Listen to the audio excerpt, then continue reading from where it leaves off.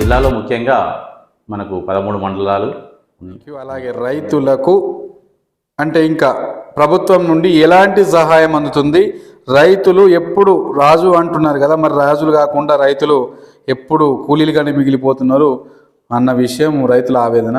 ఆ రైతులకు ప్రభుత్వం ఎలాంటి సహాయం అందిస్తుంది ప్రతి సంవత్సరం?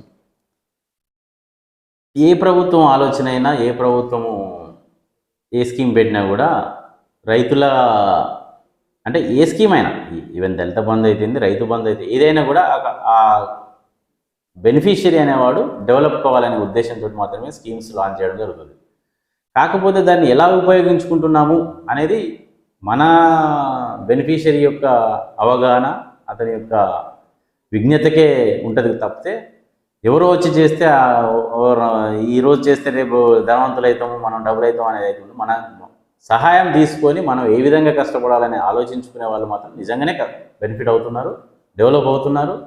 చిన్న చిన్న ఫార్మర్స్కి ఏంటంటే వాళ్ళకు విధి లేక, అంటే డెవలప్ అయ్యే ఛాన్స్ లేక ఒకటి, ఆ చిన్న దాంట్లో మనం ఏం చేయలేము పరిస్థితి ఒకటి, ఇన్వెస్ట్మెంట్ లేక ఒకటి, ఆలోచన ఉన్నా కూడా తొందరగా డిసప్పాయింట్ కావడం, అంటే నిరాశ నిస్పృహలో ఉన్న వాళ్ళు మాత్రం కొంచెం ఇంకా వాళ్ళకి అవగాహన కలిగించాల్సిన అవసరం ఉంది. టెక్నాలజీని ఉపయోగించుకోవాలనే అవగాహనలో కొంతమంది చాలా లోపం ఉంది.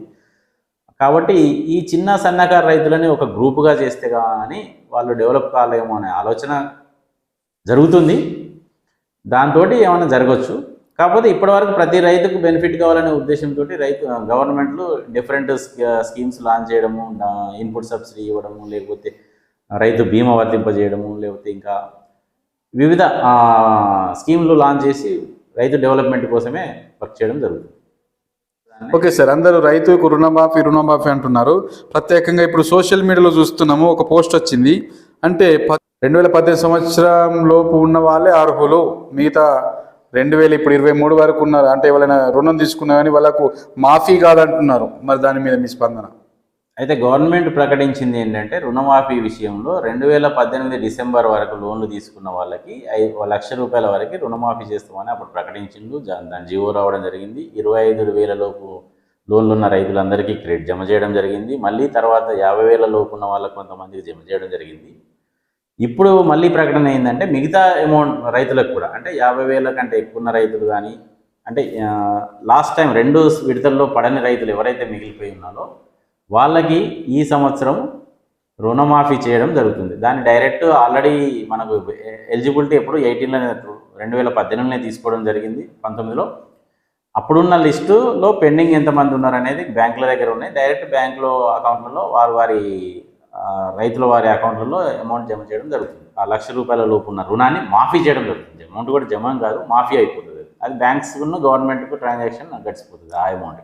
Thank you sir. ఓకే, ఉంటుందా? లేకుంటే 2021, 22, 23 వరకు ఈ 3 సంవత్సరాలు కూడా వీళ్ళకి కూడా వర్తిస్తుందా? లేదు, వర్తించదు. 2018 డిసెంబర్ వరకు ఉన్న లోన్స్ మాత్రమే వర్తిస్తుంది. ఆ తర్వాత తీసుకున్న లోన్స్కి మళ్ళీ అది సపరేట్ ప్రకటన జరగాల్సిందే. ఇది అప్పుడు. ఓకే సార్, మరి 2018కి ముందు తీసుకున్న రైతులు, 2018 తర్వాత 2019 తర్వాత తీసుకున్న రైతులు అంటే రైతులు ఒకటి కాదంటారా?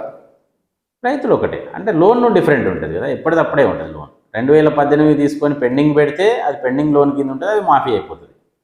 ఒకవేళ అది రిన్యూవల్ చేసుకొని ఉంటే మాత్రం దానికి ఇంకా కరెక్ట్గా గైడ్లైన్స్ ఏం రాలేదు, వాళ్ళకి ఎట్లా ఉంటుందో తెలియదు. కట్టిన వాళ్ళకైతే జరగదు రుణమాఫీ అని.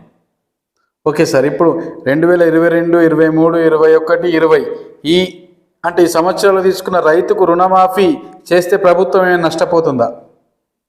నష్టము లాభం అని కాదు, అది ప్రభుత్వం పాలసీగా తీసుకోవాలి. అది నష్టపోయినా రైతులకు ఎన్నో చేస్తుంది.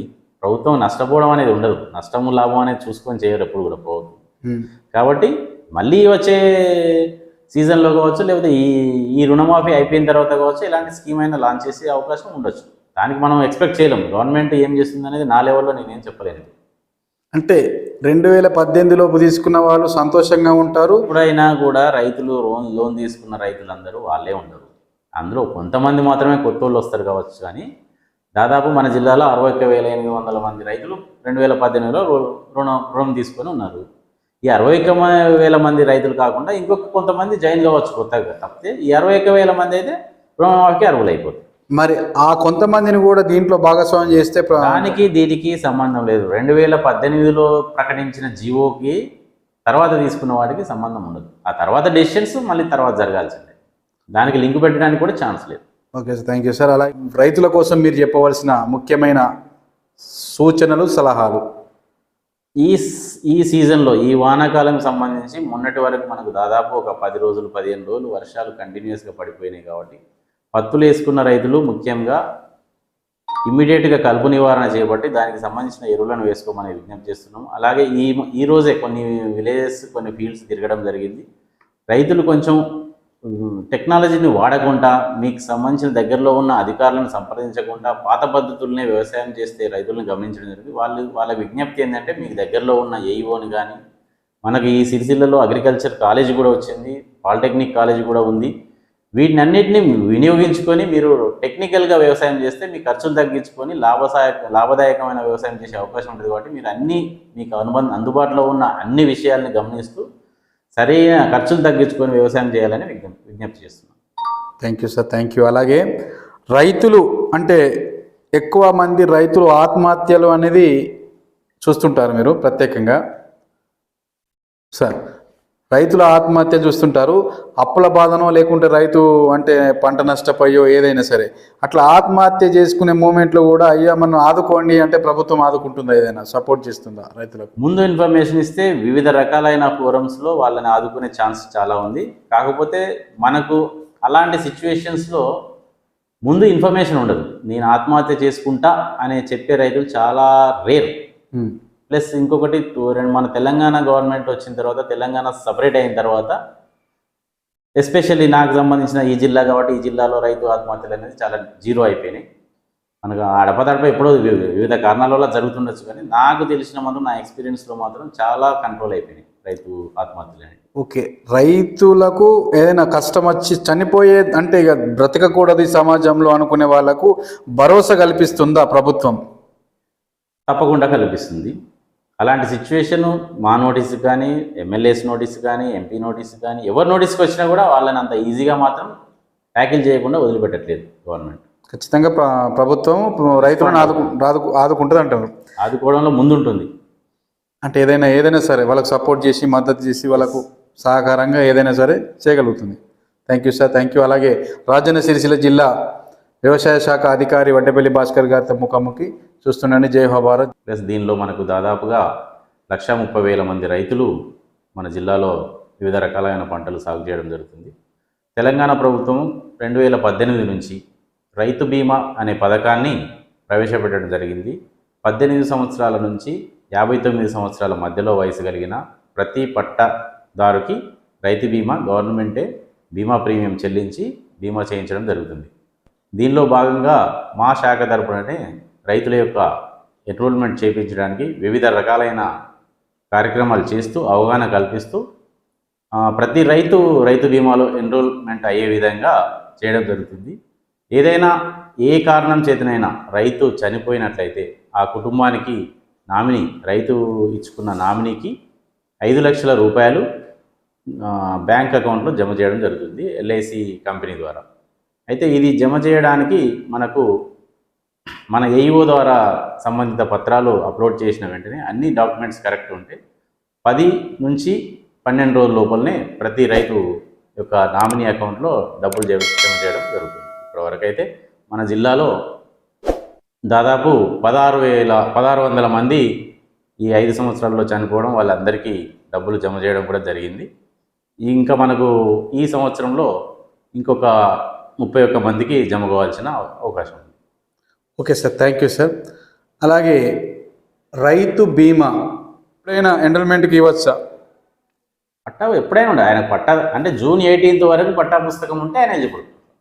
జూన్ వరకు పట్టా పుస్తకం ఉంటే రైతుకు రైతు బీమా వర్తించినట్టే.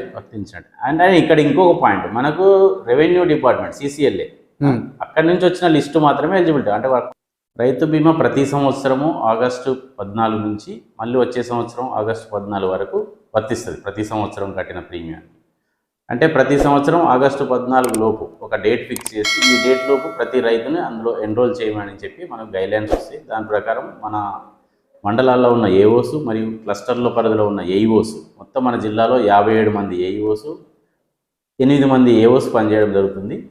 అయితే కొన్ని మండలాలకు ఏఓస్ శాంక్షన్ లేక కొన్ని మండలాలు వేకెంట్గా ఉండడం, దానికి ఇన్ఛార్జీలే పనిచేస్తున్నారు. కాబట్టి ఈ మొత్తం 57 + 65 మందితోటి మనం విస్తృతంగా ప్రచారం చేపిస్తూ ప్రతి రైతుని ఫోన్ ద్వారా కానీ పర్సనల్గా కానీ కాంటాక్ట్ అవుతూ ప్రతి రైతుని ఎన్రోల్ చేయడం జరుగుతుంది. ఎన్రోల్మెంట్ అనేది ఓన్లీ ఆగస్టులోనే చేయడం జరుగుతుందా, లేకుంటే ప్రతి నెల చేస్తారా? ప్రతి నెల చేయడం ఉండదు. మనం 14th ఆగస్ట్ బిఫోర్ మనకు ఒక డెడ్ లైన్ పెడతారు. ఇప్పుడు ఈ సంవత్సరం అంటే నెక్స్ట్ 2023-24 రైతు బీమాకు సంబంధించి రేపు మనకు 5వ తారీఖు ఆగస్టు వరకు ఎన్రోల్ అయిన ఫార్మర్స్ మాత్రమే ఎలిజిబిలిటీ అయ్యే అవకాశం ఉంటుంది. దానికి సంబంధించి మనకు ఈ సంవత్సరం దాదాపు 9,000 మంది ఎక్కువ పట్టాదారు పాస్బుక్లు పొందిన రైతులు ఉన్నారు. వాళ్ళందరూ న్యూ ఫార్మర్స్ కింద ఎన్రోల్ చేయడం జరుగుతుంది. ఆల్రెడీ ఎన్రోల్ అయిన పాత సంవత్సరంలో ఉన్న ఎన్రోల్ అయిన ఫార్మర్స్ అందరూ ఆటోమేటిక్గా మనకు ఈ సంవత్సరం మళ్ళీ కవరేజ్లోకి వచ్చేస్తారు. Okay sir, thank you sir. Passbook అందుకున్న వెంటనే రైతు బీమా వర్తిస్తుందా? ప్రతి సంవత్సరం పట్టా పాస్బుక్ వచ్చిన తర్వాత మనకు CCLA నుండి మన డిపార్ట్మెంట్కి, అగ్రికల్చర్ డిపార్ట్మెంట్కి ఒక లిస్ట్ వస్తుంది. అంటే ఆన్లైన్లోనే అక్కడ గవర్నమెంట్ హైదరాబాద్లో సెంట్రలైజ్డ్గా వాళ్ళు ఏదైతే CCLA నుంచి వచ్చిన రైతు పట్టాదారు పాస్ పుస్తకాల లిస్ట్ ఉంటుందో దాన్ని మాత్రమే రైతు బీమాలో షేర్ చేయడం జరుగుతుంది. అంటే మనకు ఈ సంవత్సరం మనకు ఖరీఫ్లో జూన్ 18th వరకు ఉన్న పట్టాదారు పాస్ పుస్తకాలన్నీ ఎలిజిబిలిటీకి వచ్చేసింది. ఇప్పటి వరకు జూన్ 18th అంటే 2023 జూన్ 18th. ఈ జూన్ 18కు ముందు అంటే జనవరి, ఫిబ్రవరి, మార్చి, ఏప్రిల్, మే, జూన్, జనవరి, ఫిబ్రవరి, మార్చి కూడా అంటే దాంట్లో పట్టాదారుడు పాస్బుక్ పొందితే దానికి రైతు బీమాకు అర్హుడే. జూన్ 18th వరకు అన్న. అందుకే నేను అంటే లాస్ట్ ఇయర్ రైతు బీమా చేసిన తర్వాత నుంచి మళ్ళీ కొత్త పాస్ పుస్తకాలు వచ్చిన దగ్గర నుంచి, అంటే లాస్ట్ ఇయర్ ఆగస్టు తర్వాత నుంచి పాస్ పుస్తకాలు ఇష్యూ అవుతుంటాయి కదా, మళ్ళీ ఈ జూన్ 18th వరకు వచ్చిన పాస్ పుస్తకాలన్నీ ఎలిజిబిలిటీకి వచ్చేసినాయి. అంటే అందుకోసమే 9,000 మంది ఎక్కువ వచ్చింది మన జిల్లా. ఓకే, ఎలిజిబిలిటీకి వచ్చింది. ఇది ఆన్లైన్లో వచ్చిన లిస్ట్కి ఎన్రోల్మెంట్ అయ్యే ఉంటుంది. ఎన్రోల్మెంట్ చేపిస్తాం. అంటే దానికి సంబంధించిన డాక్యుమెంట్స్, నామినీ డీటెయిల్స్ సబ్మిట్ చేయాలి ఫార్మరు, అప్లికేషన్ ఫామ్ ఒకటి సబ్మిట్ చేయాలి. ఇప్పుడు ఒక 9,000 మంది కొత్త ఫార్మర్స్ అన్నాను కదా, ఆ 9,000 మందిని కాంటాక్ట్ అవుతాం. అందులో కొందరు ఇంట్రెస్ట్ లేకపోవచ్చు, కొందరు దొరకకపోవచ్చు, అసలు నాన్ లోకల్ కావచ్చు, కొందరు జస్ట్ 1 గుంట 2 గుంటలు కొని అగ్రికల్చర్ ల్యాండ్ కింద ఉంచుకున్న వాళ్ళు అసలే రెస్పాండ్ కాకపోవచ్చు, ల్యాండ్ లార్డ్స్ ఉండొచ్చు. కాబట్టి ఇట్లాంటి వాళ్ళని కాంటాక్ట్ చేస్తూ వాళ్ళని ఎంకరేజ్ చేసుకోమని చెప్పడం జరుగుతుంది. కానీ కొంతమంది ఇప్పటికి కూడా రెస్పాండ్ కారు. అట్లాంటి వాళ్ళు మనకు పెండింగ్లో ఉంటారు. ఎలిజిబుల్ కారు కానీ పెండింగ్లో ఉంటారు. వాళ్ళు డాక్యుమెంట్స్ ఇస్తే తప్పితే ఎలిజిబిలిటీకి రారు. డాక్యుమెంట్స్ ఇవ్వకపోతే వాళ్ళు ఎలిజిబిలిటీకి రారు. మరి ఇక్కడ ఎవరి నిర్లక్ష్యం? అధికారుల నిర్లక్ష్యమా లేకుంటే రైతుల నిర్లక్ష్యమా? రైతుల నిర్లక్ష్యం. ఎవరైతే మన అధికారుల నిర్లక్ష్యం అనేది లేదు. ఎందుకంటే మాకు ఒక 15 days టైం ఇచ్చారు. ప్రతి ఫార్మర్ని కాంటాక్ట్ అయ్యాను. మాకు విత్ ఫోన్ నెంబర్ కూడా ఉంటుంది. అందరూ ప్రతి వాళ్ళని కాంటాక్ట్ అయ్యారు. ఓకే సార్, ఇప్పుడు మీ ఆధ్వర్యంలో ఎన్ని ఎన్రోల్మెంట్ అంటే ఎన్ని సెంటర్లు ఉన్నాయి? ఏఓ 57 సెంటర్లలో అవుతాయి. 57 సెంటర్లు కూడా కాదు, సెంటర్ల దగ్గర కూడా రైతు పోవడం అవసరం లేదు. మన ఏఈఓలు విలేజ్ టు విలేజ్ కూడా తిరుగుతారు. వాళ్ళ కోసం ఇంటికి పోయి కూడా కలెక్ట్ చేసిన సందర్భాలు ఉన్నాయి. ఇంటికి పోతే కూడా కొందరు ఫార్మర్స్ మాకు అవసరం లేదని చెప్పిన సందర్భాలు ఉన్నాయి. మాకు రైతు బీమా అవసరం లేదని చెప్పిన సందర్భాలు ఉన్నాయి. ఇట్లా చాలా ఉన్నాయి. చాలా కారణాల వల్ల కొంతమంది ఎన్రోల్మెంట్ గారు అంటే ఒక 1%, 2% మాత్రం ఎన్రోల్మెంట్లోకి రావట్లేదు. Okay, thank you sir. అలా సిరిసిల్ల జిల్లాకు సంబంధించిన రైతులు, ప్రత్యేకంగా రైతులకు రైతు బీమా అది ఎన్ని గుంటల వరకు అవకాశం? 1 గుంట ఉన్నా కూడా రైతు బీమాకి ఎలిజిబులే. అది పట్టాదారు పాస్ పుస్తకం ఉన్నది, PPB నెంబర్ ఉన్నది అంటే అతను ఎలిజిబులే. అది కూడా మనకు CCLA ద్వారా వచ్చిన లిస్టు ద్వారానే మనకు కమ్యూనికేట్ అయ్యేది. అంటే ఇప్పుడు మీకు ఏదైనా కారణాలతోటి CCLA వాళ్ళు మనకు ఆపేసింది అనుకోండి, ఆ లిస్టు మనకు ఆన్లైన్లో సబ్మిట్ చేయకుండా ఆపేసి ఉన్న వాటికి మాత్రం మనకు లిస్టులో రాదు కాబట్టి కింద మన ఆఫీసర్లు కానీ ఎవరు కానీ ఎన్రోల్మెంట్ చేసే అవకాశం లేదు. అంటే ఓకే, రైతు బీమాకు అర్హులు అంటే ఓన్లీ పురుషులేనా లేకుంటే స్త్రీలు కూడా? ఎవరు అయినా 18 నుంచి 59, 18 నుంచి 59 సంవత్సరాలలో, అది కూడా ఆధార్ కార్డు మీద ఉన్న డేట్ ఆఫ్ బర్త్ మాత్రమే తీసుకోవడం జరుగుతుంది. ఓకే, ఆధార్ కార్డులో ఉన్న డేట్ ఆఫ్ బర్త్ కొంతమంది రైతులు మార్చుకోవడం జరుగుతుంది. వాళ్ళు తర్వాత ఇనెలిజిబిలిటీకి వెళ్ళిపోతున్నారు. కాబట్టి అలాంటి ఇప్పుడైతే మనకి ఏదైతే ఆధార్ కార్డు ఉందో ఆ డేట్ ఆఫ్ బర్త్ మాత్రమే అతనికి ఆ సంవత్సరం పొడుగుతూ ఉండాలి. ఓకే, అట్లా ఉంటే అతని డెత్ క్లెయిమ్ కూడా ఈజీ అవుతుంది. Okay sir, thank you sir. అలాగే ఈ జిల్లా అంటే ఎంతోమంది రైతులు ఆవేదన పడుతున్నారు, మాకు రైతు బీమా రాలేదు, రైతు బీమా రాలేదు, వర్తించదని చెప్పేసి, అర్హులు కాదని చెప్పేసి అధికారులు అన్న మాటలు మాట్లాడుతున్నారని చెప్పేసి ఎంతోమంది రైతుల ఆవేదన. మరి రైతులకు చెప్పే విషయం మీరు చెప్పాలనుకుంటున్నారు? అంటే ఆవేదన పడే రైతులు దాదాపు నాకు తెలిసి ఎలిజిబుల్ ఉన్న రైతులు మాత్రమే కావచ్చు.